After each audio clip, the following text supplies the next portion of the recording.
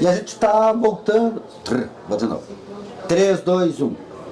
A gente está voltando aqui com mais um entrevistado que está passando aqui no nosso estúdio, localizado na Casa dos Simers, aqui na 48ª edição da Expo Inter, que acontece, mais uma vez, no Parque de Exposições Assis Brasil. Dessa vez a gente está recebendo o presidente da Emater do Rio Grande do Sul, Luciano Schwerz,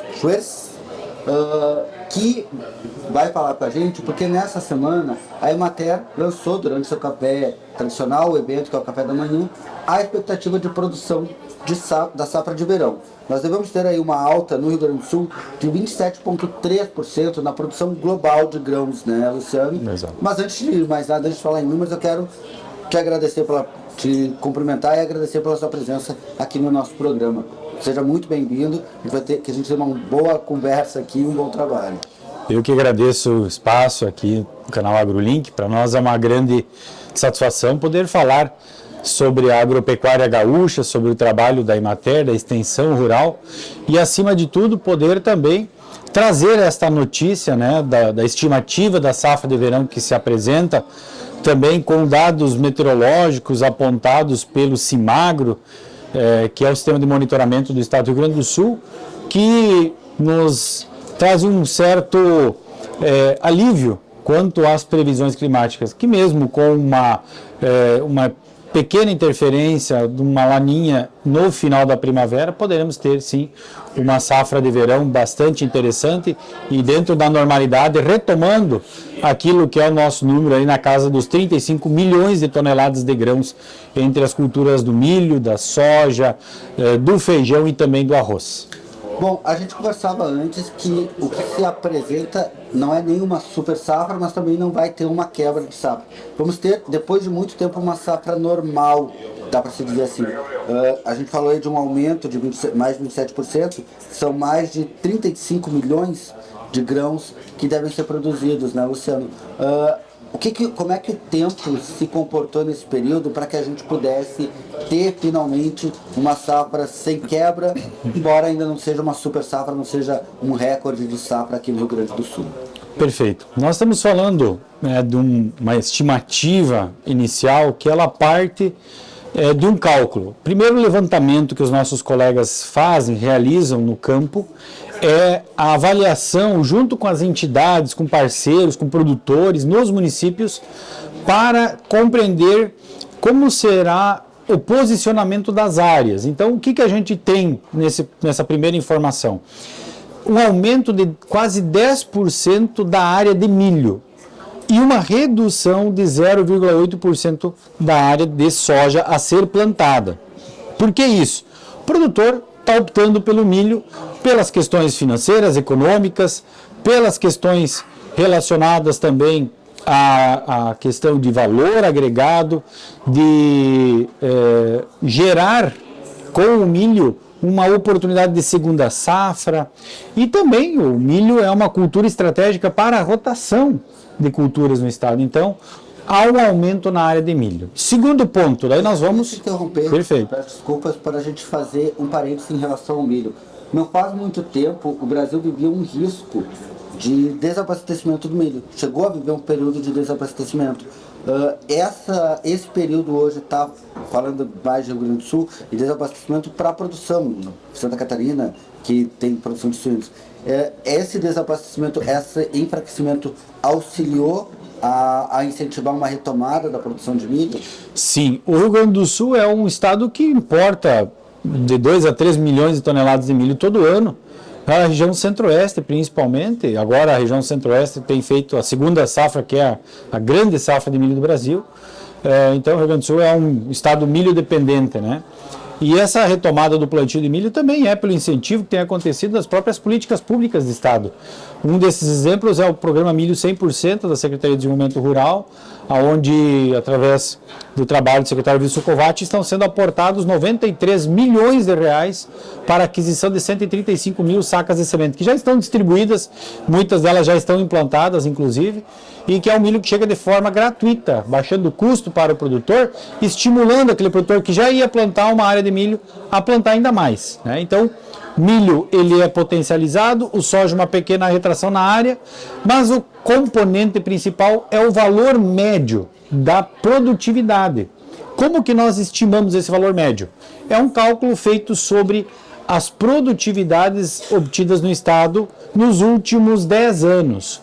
E vamos lá, nós tivemos os últimos, desde 2022, estiagem, tivemos 3, 4 estiagens e a enchente, tudo isso baixou o valor médio da produtividade das culturas no estado do Rio Grande do Sul. Então, nós partimos de uma produtividade média inicial no soja de 53 sacos por hectare e nós sabemos que tem potencial para muito mais, mas esse é um valor de referência. Então, por isso que eu digo, não é uma expectativa de uma super safra, é uma expectativa de uma safra dentro de um quadro de normalidade, sem ocorrer nenhum imprevisto muito significativo. Mas é claro, se a chuva for bem distribuída, se nós conseguirmos fazer um bom manejo, aplicar um bom manejo às nossas lavouras, essa safra sim pode superar esses números dessa estimativa inicial e é o que a gente deseja, que nós tenhamos uma safra acima dessa expectativa. O produtor precisa disso. Nós vivemos um momento, né, que o produtor precisa de uma safra normal para se restabelecer financeiramente, retomar o ânimo e continuar produzindo. Bom, e aí a gente tem que falar de uma outra commodity importante que também vem em crescimento, que é a soja, né? A gente tem mais um ano de crescimento, a soja aí vai crescer mais de 57%, se eu não me engano. Por que a soja ainda está tão atrativa para o produtor gaúcho? A gente sabe que no mercado internacional ela vive um momento sempre de valorização, mas eu queria entender melhor esse mercado da soja aqui no Rio Grande do Sul. Perfeito. A soja ela tem essa expectativa de aumento de 57% da produção em relação ao ano passado. O ano passado nós tivemos a quebra da safra, então ficamos bem abaixo do que a gente esperava. Nessa safra nossa expectativa é que a soja passe 21 milhões de toneladas de grãos e na safra passada foram sequer 13 milhões de toneladas. Então, esse número, esses 21 milhões de toneladas de grãos que a gente espera na soja, esse aumento é a retomada da normalidade. E soja no estado do Rio Grande do Sul, ele está sendo cultivado em todas as partes. Se a gente for olhar o mapa da soja também, ele mudou nos últimos anos. A soja ela era dividida entre a região norte que plantava soja e a região sul e campanha que tinha a sua base na pecuária, menos áreas de soja. E hoje esse mapa ele se inverteu ou ele mudou de posição. A fronteira oeste, o lado oeste do estado é onde nós encontramos as maiores regiões produtoras de soja, com destaque para a região de Bagé, região central de Santa Maria, a fronteira oeste e também a região de Santa Rosa. Então, estas regiões são onde é que nós temos as principais áreas e uma distribuição em todo o estado, uma expectativa de que a gente possa estar tendo condições climáticas favoráveis, a região sul também. Dentro da questão de custo, de preço, de valorização, a soja tem o seu preço globalizado. Não é a nossa expectativa de safra aqui que vai mexer nesses ponteiros, mas o que o produtor precisa ficar atento é ao seu custo de produção. O custo de produção tem apertado a margem. E quando nós falamos da safra de soja, olhando para um prognóstico de chuvas abaixo da média em novembro, que é a janela que o produtor no Rio Grande do Sul prefere fazer o plantio da soja, nós precisamos alertar os produtores para alguns cuidados. O principal cuidado é com a qualidade das sementes e com a qualidade da semeadura dessa soja. Vamos lá, se eu tenho um mês com chuvas abaixo da média, pode acontecer de eu ter alguma chuva que estava prevista e ela falha, ou ela acontece num volume menor do que o produtor esperava. Com isso, se eu não tiver uma semente de boa qualidade com bom vigor para estabelecer um bom estande de plantas, eu posso ter prejuízos na arrancada, e isso é um prejuízo difícil do produtor recuperar. Então, muito cuidado na implantação, porque é um ano que pode chover menos, justamente nessa janela. E também no ano que chove menos, nós temos ocorrência de algumas pragas, como é o caso da trips, que ataca muito o soja na fase inicial e que ela acaba se alojando numa região abaixo da folha que é difícil da gente conseguir aplicar e chegar com o produto. Então o produtor precisa ficar atento e a Emater vai estar à disposição também prestando esse apoio no monitoramento. Bom, a gente tem também uma situação que me chamou a atenção. O arroz a gente tudo bem, a Emater está acompanhando os produtores, né, apontam para acompanhar aquilo que foi mesmo sugestionado pelo Instituto Rio Grandense do Arroz, o IRGA, e também pela Federação Arroz, de reduzir a produção para tentar recuperar a margem de preço. O arroz teve uma queda muito acentuada ao longo desse ano em seus preços. Contudo, o feijão também está em queda, né?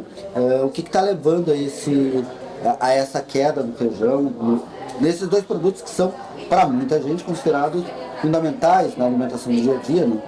Onde o agro se vê mais no dia a dia do prato do brasileiro, pelo menos na sua forma mais crua, mas porque no caso do feijão, do arroz a gente já tratou bastante, mas eu queria entender melhor esses dados do feijão. O feijão, o Rio Grande do Sul tem uma área pouco expressiva na cultura do feijão. Basicamente, a primeira safra de feijão nossa é uma safra que muitos produtores acabam fazendo ela para aproveitar uma janela e tentar fazer uma segunda safra em cima desta área de feijão. Poderia ser muito maior, é claro, a gente pode ter janela, período suficiente para fazer 2 safras entre a primavera e o outono. No entanto, não se amplia e há uma redução significativa da área de feijão primeira safra em decorrência do preço do feijão. O preço está muito baixo, nós estamos vivendo uma crise muito forte no preço do feijão. Muitos produtores que colheram a safrinha, a segunda safra de feijão agora de 2025, estão com o feijão guardado, estocado nas suas propriedades, sem conseguir comercializar, porque o preço não permite o produtor conseguir sequer cobrir os custos de produção. Então o produtor está aí aguardando e isso faz com que ele também tome a decisão em não plantar feijão na safra. Bom, tem uma novidade nesse levantamento. Lembrando, o levantamento, estamos falando da safra de verão, a safra de inverno, eu vou deixar para a gente falar daqui a pouquinho mais, mas a gente teve uma novidade. O sorgo foi monitorado agora pela Emater e é um grão que vem começando cada vez mais a ganhar mais atenção, não só no Rio Grande do Sul, mas em todo o país. O que a gente pode falar do cenário do sorgo para essa próxima safra de verão? O sorgo, retomamos o monitoramento do sorgo, são quase 12 mil hectares que estarão sendo cultivados. É uma cultura que tem um custo de produção mais baixo, é uma cultura que tem uma tolerância maior ao estresse hídrico e é uma cultura que também possibilita uma estratégia de segunda safra. Então o produtor pode optar no plantio agora na mesma janela que o milho, né? Atrasando até um pouquinho, pegar o solo um pouco mais quente, mas ele consegue fazer 2 safras também em cima do sorgo, principalmente onde é que a gente está vendo o sorgo entrar é na região da Campanha Gaúcha, a região de Bagé, onde os produtores estão enxergando no sorgo uma oportunidade em substituição ao milho, né? Já que é uma região mais quente, tem altitude menor, então o potencial do milho sem irrigação ele não consegue se sobressair. Então o sorgo entra muito bem, é uma cultura que pode sim ampliar espaço no Rio Grande do Sul e pela sua rusticidade, pelo baixo custo de produção e a tolerância ao estresse hídrico, ela pode ganhar ainda mais espaço nos próximos anos. E qual é o mercado para o sorgo? Porque assim, a produção temos espaço, mas para onde o mercado pode se expandir quando a gente fala desse grão?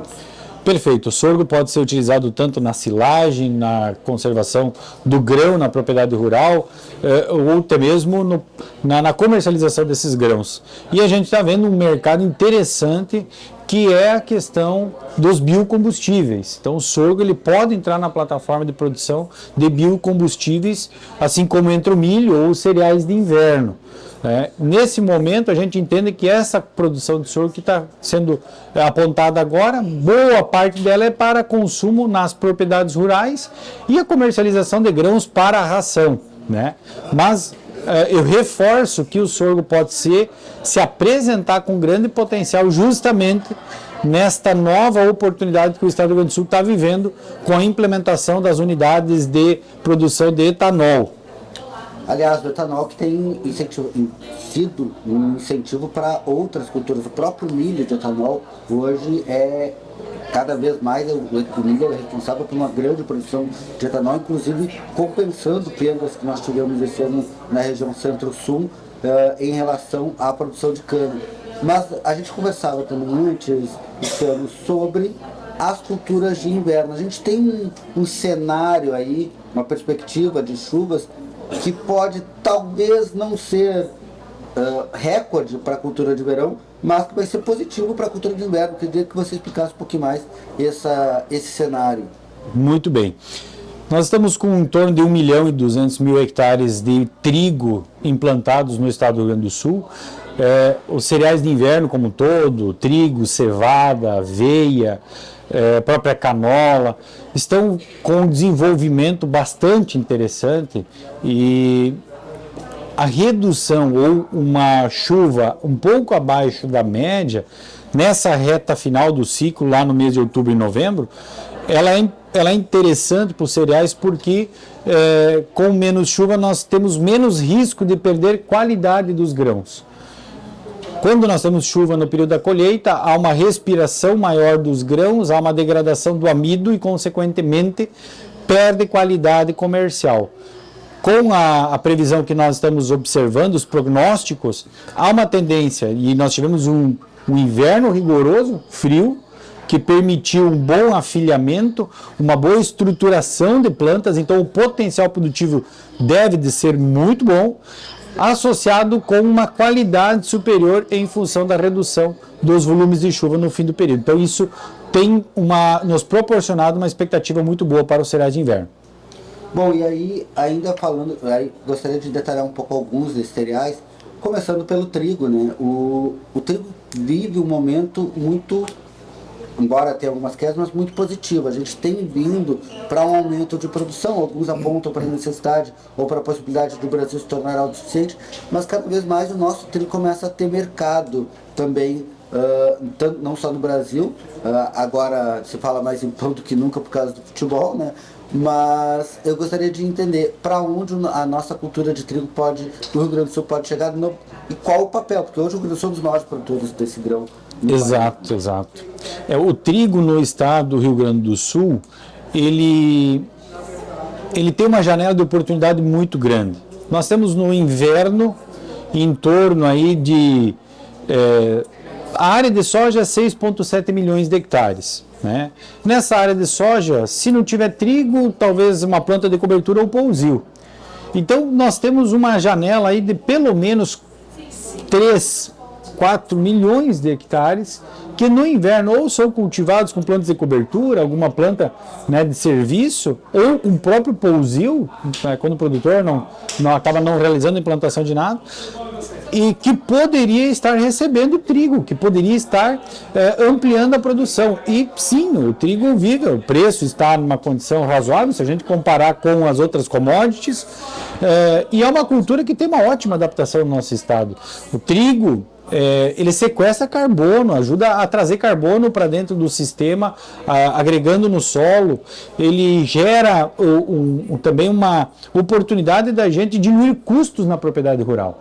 O produtor que cultiva trigo, ele pode diluir os custos das parcelas dos seus equipamentos, custo fixo da propriedade rural. Então, nós precisamos desse olhar, ampliar a produção de trigo no estado, o plantio de trigo no estado do Rio Grande do Sul, também gerar uma economia que fica parada. Não, as cooperativas, as empresas, os cerealistas, né, essas revendas de insumos, se não tem a área de trigo, o que vai estar girando nesse período de inverno? Então nós acabamos descarregando todo esse custo lá na safra de verão. Então ampliar o cultivo de trigo é essencial e o Rio Grande do Sul pode retomar e mostrar aí a sua força através também dos cereais de inverno, que ajudam a melhorar a qualidade dos solos.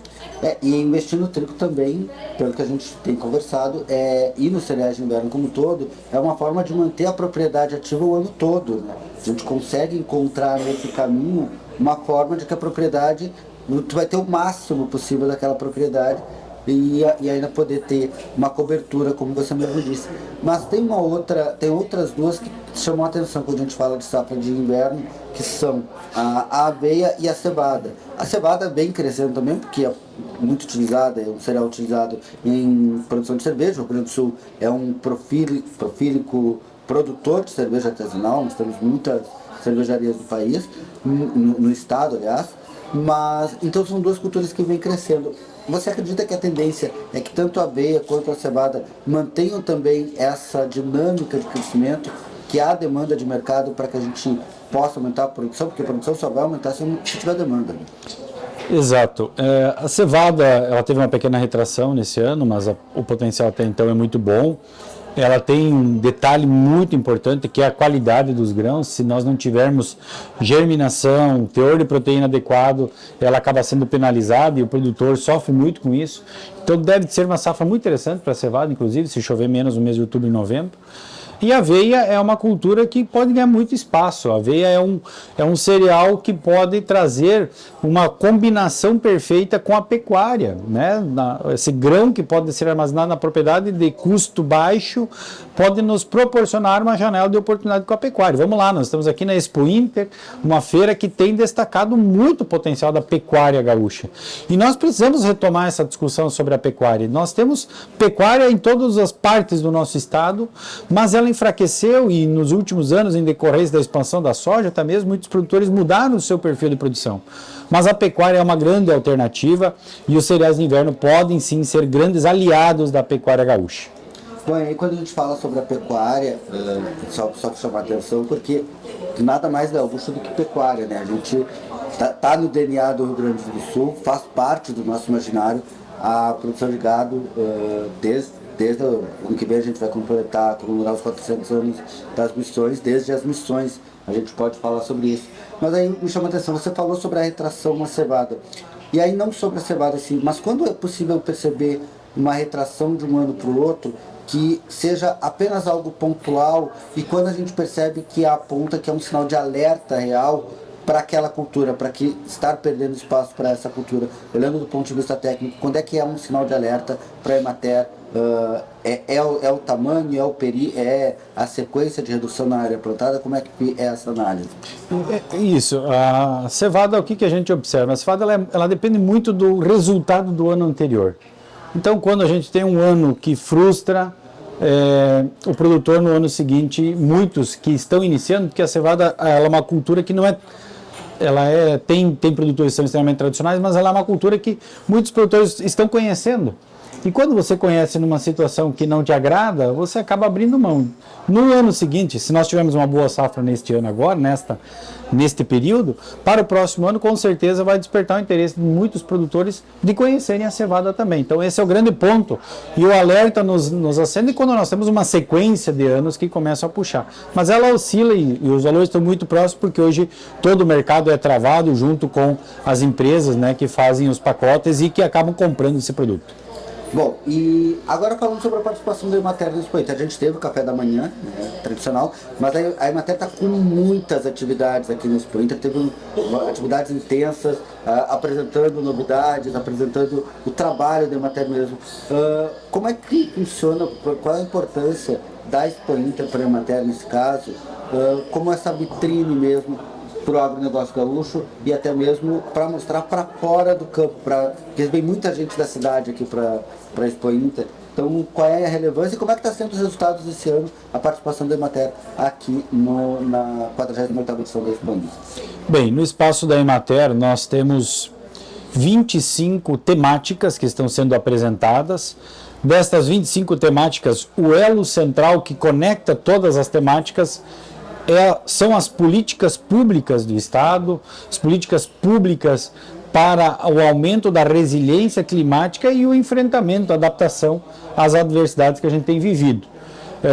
E junto com isso, junto com esse espaço, nós também temos uma série de eventos que apresentam desde o diagnóstico da cadeia produtiva da olericultura, da fruticultura, a cadeia socioeconômica do leite, que foi apresentada ontem, a questão da expectativa da safra de verão e outras ações. Nós tivemos o Encontro Estadual de Juventude Rural, vamos ter ao longo do dia de hoje e até encerrar a feira uma série de atividades que acontecem na Arena da Extensão.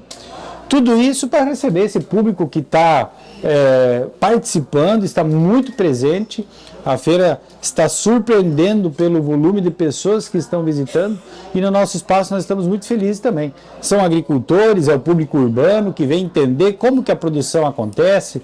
Lá nós temos desde a produção de alimentos, nós temos a parte da pecuária, nós temos a parte das agroindústrias, mostrando inclusive uma grande novidade, uma grande tecnologia que foi apresentada nesta edição, que está presente no Espaço Emater, que é o caminhão, é uma unidade móvel de envasamento, de engarrafamento, rotulagem de vinhos, que vai permitir uma associação de vitivinicultores aqui do Rio Grande do Sul fazer o trabalho em grupo, auxiliando muito na questão da qualidade e na celeridade do processo de envasamento.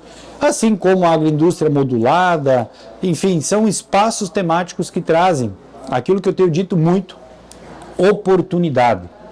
Oportunidade para o produtor poder gerar renda, para o produtor poder, através da renda, falar da sucessão, da qualidade de vida e fazer com que a família possa permanecer no campo. A forma mais importante da gente tratar das mudanças climáticas é com medidas de adaptação. E quando nós falamos de medida de adaptação, muitas pessoas pensam que não existem medidas de adaptação. Uma delas, uma das principais medidas de adaptação é a diversificação da renda. É colocar nossas apostas em mais atividades que possam estar complementando quando outra não está bem. É a bovinocultura de leite, a pecuária como um todo, é a produção de grãos, é a olericultura, a fruticultura, a agroindustrialização, a agregação de valor aos seus produtos. Então, uma importante medida de adaptação é a diversificação, a agregação de valor, são os cuidados com o solo, são as possibilidades de irrigação, são políticas públicas que o Estado tem para dar apoio e suporte ao nosso produtor.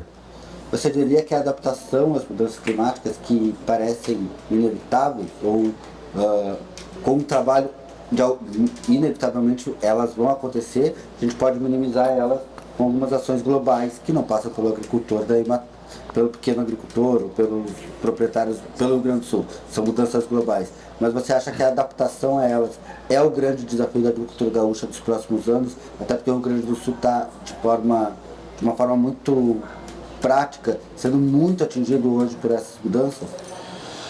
Sim, a agricultura gaúcha, o Rio Grande do Sul vive uma sequência de episódios climáticos que talvez pouquíssimas regiões, pelo que a gente tem ouvido aqui na Expo Inter, existe apenas mais uma região no mundo que passa por tantas intempéries climáticas, que é o corredor dos tornados nos Estados Unidos. Então o Rio Grande do Sul viveu uma série de acontecimentos que são decorrentes de uma mudança no padrão atmosférico, decorrente desse aumento da temperatura, e que ele causa a intensificação dos extremos climáticos. A gente não vai sentir mais calor, não é simplesmente isso. O inverno foi rigoroso, mas essa mudança no padrão, ela remete a chuvas concentradas em pequenos períodos, isso provoca enchentes, provoca erosão, uma série de problemas, períodos de veranico, de estiagem, ondas de calor intensas. Então, tudo isso são os efeitos. Como que a gente se adapta a isso? Criando mecanismos para superar, seja a melhoria do solo para ter mais água armazenada, irrigação para poder suplementar a água, diversificação para poder correr menos risco na renda. Mas o agricultor é a principal chave para a superação, a mitigação dos impactos. É através da fotossíntese que nós temos o principal mecanismo de remoção de carbono da atmosfera, acumulando isso numa floresta, na matéria orgânica do solo, nos grãos, nos alimentos. Então, a agricultura vive um dilema, mas a agricultura vai mostrar a sua força, superando e ajudando a retomar a normalidade do clima. E assim a gente caminha no final de mais uma entrevista. Eu quero agradecer muito ao Luciano Chess. Eu espero ter acertado, eu tenho problemas com pronúncia de alguns nomes. Presidente da Emater do Rio Grande do Sul, essa entidade que é fundamental para o desenvolvimento do agronegócio do Rio Grande do Sul. E aí a gente não pode deixar, né? Se é fundamental para o Rio Grande do Sul, para o agronegócio gaúcho, também é fundamental para o agronegócio brasileiro, já que somos um dos principais estados produtores do país. Luciano, muito obrigado pela sua participação, muito obrigado por vir até aqui o nosso estúdio, localizado aqui no Sindicato das Indústrias de Máquinas e Implementos Agrícolas do Rio Grande do Sul, Simers, aqui na casa do Simers, onde está o estúdio do AgroLink. Lembrando, passe lá em www.agrolink.com.br para acompanhar tudo o que está acontecendo na Expo Inter 2025. Luciano, obrigado pela participação. Possamos nos falar em outros momentos com notícias ainda melhores que a gente pôde trazer hoje. Eu que agradeço o espaço e parabenizo o AgroLink pela cobertura aqui da Expo Inter, do trabalho que faz no dia a dia. E eu aproveito a oportunidade para colocar a Emater à disposição de todos. A Emater Estado do Rio Grande do Sul completou 70 anos e nós queremos estar cada vez mais ao lado dos nossos produtores, podendo auxiliar, levar oportunidades, gerando renda e qualidade de vida para as famílias do campo e da cidade. Um grande abraço.